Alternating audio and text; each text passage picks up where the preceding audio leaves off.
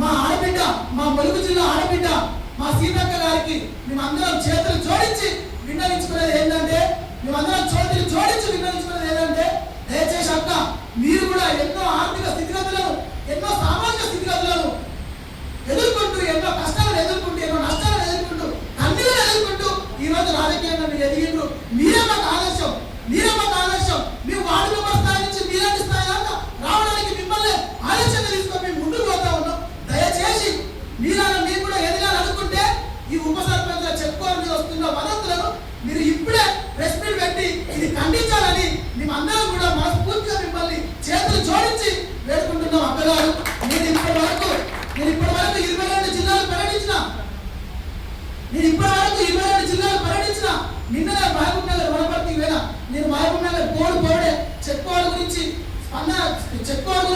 నేను మాట్లాడడం స్టార్ట్ చేసిందో లేదో, అక్కడ మహబూబ్ నగర్ జిల్లాలో ఉన్న 70 మంది ఉప సర్పంచులు జిల్లా కమిటీకి వచ్చిన వాళ్ళు సీతక్క మీద మాకు నమ్మకం ఉన్నది. మేము మిలియన్ మార్చి జడ్చర్ల నుంచి నాగర్ కర్నూలు మహబూబ్ నగర్ చేసినప్పుడు సీతక్కే మా దగ్గర ఇన్ఛార్జి. మేము అప్పుడు సీతక్కను దగ్గర నుండి చూసినాం. సీతక్క మాకు అన్యాయం చేయదు. సీతక్క ఎట్టి పరిస్థితుల్లో మాకు అందరికీ చెప్పులతో పాటు ఉప సర్పంచుల పక్షాన మీకు పాదాభివందనాలు తెలియజేస్తూ మా యొక్క ఆరోగ్యాలు ఈ ప్రభుత్వానికి మా దగ్గర మీకు ఆర్థికంగా లేవు. ఎంతో మంది రావాల్సి ఉండే, కానీ మీరు వస్తే కష్టం అవుతుంది, మీకు తిండి ఇబ్బంది అవుతుంది, మీకు ట్రాన్స్పోర్ట్ ఇబ్బంది అవుతుంది. రేపు దశల వారీగా మనకు ఉద్యమాలు ఉన్నాయి. మీరు అక్కడే ఉండండి. కేవలం మీ జిల్లా అధ్యక్షులు, రాష్ట్ర కమిటీ మెంబర్స్ మాత్రమే వస్తారని చెప్తే ఈ రోజు కేవలం మా రాష్ట్ర కమిటీ మెంబర్లు, జిల్లా రిప్రజెంటేటివ్స్ మాత్రమే వచ్చింది. కాబట్టి వాళ్ళందరి పక్షాన మిమ్మల్ని వేడుకునేది ఏంటి అని అంటే, మా యొక్క ఆవేదనను ఈ ప్రభుత్వానికి మాకంటే గొప్పగా బలంగా వినిపించాలని మా రాష్ట్ర ఉప సర్పంచులు 12,780 మంది పక్షాన మేము మిమ్మల్ని వేడుకుంటున్నామన్నా. ఇక ప్రభుత్వం సరే, అది ప్రభుత్వం దృష్టిలో ఉందా లేదా అది తర్వాత, కానీ మేము కూడా ప్రభుత్వం ఇది చేసింది ఇది చేయలేదు అని మేము ఎక్కడ చెప్పలేదు. కానీ వస్తున్నటువంటి వార్తలను దయచేసి ఖండించండి అని మాత్రం మేము ప్రాధాన్యపడ్డాం. ఇవాళ మేము మొదటిగా ఉప సర్పంచ్ కంటే ముందు వార్డు మెంబర్గా ఉన్నాం. ఇక్కడ ఉన్న అందరం దాదాపు చదువుకున్నలే.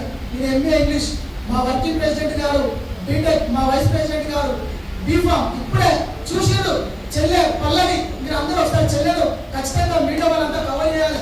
24 ఏళ్ల వయసులో పీజీ పూర్తి కాగానే నా లక్ష్యం రాజకీయం అని ఉద్యమాల గడ్డ కాకతీయ యూనివర్సిటీ వేదికతోటి అక్కడ విద్యార్థి సంఘంలో పనిచేసి మొదటిసారి వార్డు మెంబర్గా పోటీ చేసి మొదటిసారి ఉప సర్పంచ్ అయి చదువుకున్న వ్యక్తిగా నా గ్రామానికి నేను సర్వీస్ చేయాలని ఉప సర్పంచ్ అయితే ఆ గ్రామంలో ఉన్న నిధులను దుర్వినియోగం కాకుండా కాపాడాల్సినటువంటి చెక్కవలు ఉన్నటువంటి ఆయుధంతోటి ఆ యొక్క నిధులను కాపాడేటటువంటి పరిస్థితుల్లో ఉన్న ఆ చెల్లె ఈ రోజు చెక్కలు తీసేస్తే రేపు పొద్దున ఆ నిధులు కాపాడుకొని ఆ నిధులను సద్వినియోగపరచాలనుకున్న ఆ పాత్ర ఏ విధంగా పోషిస్తుంది రాసుకొని సంతకాలు పెట్టుకుంటారు.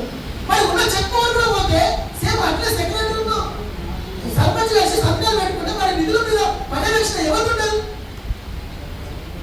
ఎవరు పర్యవేక్షణ చేయాలి?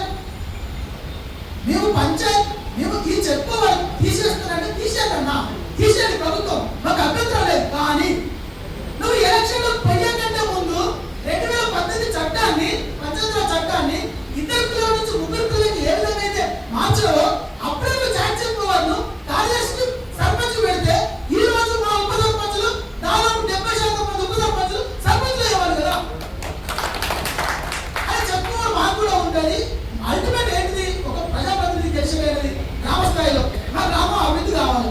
గ్రామం అభివృద్ధి కావాలంటే ఏంటిది? వచ్చే నిధులు దుర్వినియోగం కావాలి. ఆ నిధులు దుర్వినియోగం కాకుండా ఆ నిధులను ఖర్చు పెట్టే దాంట్లో ఉప సర్పంచుల పాత్ర కూడా క్రియాశీలకంగా ఉన్నది. మాకు కూడా చెప్పుకోవాలి ఉన్నది. ఇది దుర్వినియోగం కానివో. సో మాకు అవకాశం ఉన్నప్పుడు సరే పోనీ అని సర్పంచ్ అభ్యర్థులు కూడా ఉప సర్పంచులు కాంప్రమైజ్ అయినాం.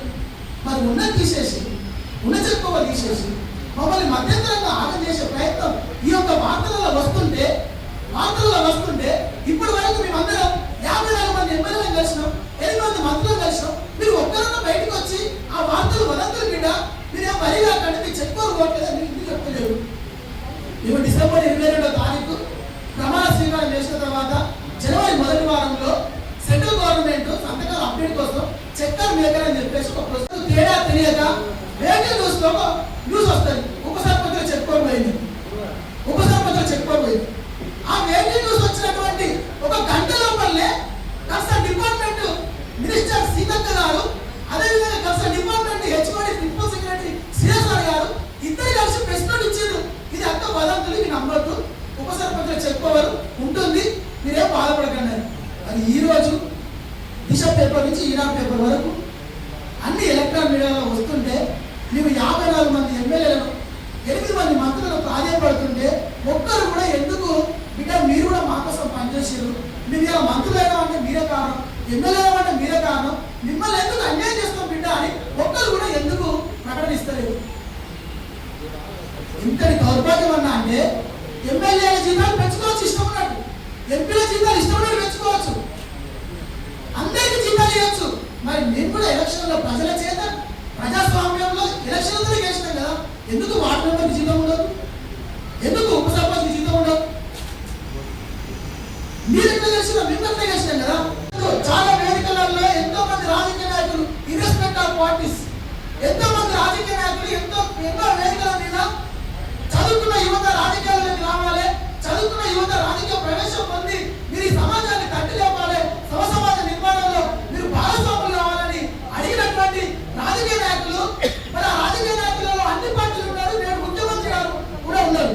మరి అట్లాంటి ఆ రాజకీయ నాయకులకు ఎందుకు ఈ ప్రాథమిక దశలోనే వస్తున్నటువంటి ఈ యువత రాజకీయ ప్రవేశం పొందినప్పుడు నేను ఇంకింత ఎందుకు చించేయాలనేటువంటి ఆలోచన వాళ్ళకి వస్తుంది. ఒకసారి దీన్ని అర్థం చేసుకోవాలని ఈ సందర్భంగా ప్రభుత్వాన్ని కోరుకుంటా ఉన్నాం. ఇవాళ అన్న ఒకసారి మీడియా పెద్దల మీరు దీన్ని బాగా ఫోకస్ చేయాలి. ఇవాళ రాష్ట్రంలో ఒక ఎమ్మెల్యే తన అసెంబ్లీ పరిధిలో గెలుస్తాడు, ఒక ఎంపీ తన పార్లమెంట్ పరిధిలో గెలుస్తాడు, ఒక మున్సిపల్ కౌన్సిలర్ తన వార్డు పరిధిలో గెలుస్తాడు, ఒక ఎంపీటీసీ తన టీసీ పరిధిలో గెలుస్తాడు, ఒక జెడ్పీటీసీ తన మండల పరిధిలో గెలుస్తాడు. మరి ఇంతమంది గెలిచిన వ్యక్తుల యొక్క ప్రాధాన్యత ప్రతి శిలాఫలకాల మీద మున్సిపల్ పరిధిలో శిలాఫలకం పెడితే ముందు చైర్మన్ గారి పేరు పెడతారు, ఆ తర్వాత వైస్ చైర్మన్ గారి పేరు పెడతారు, ఆ తర్వాత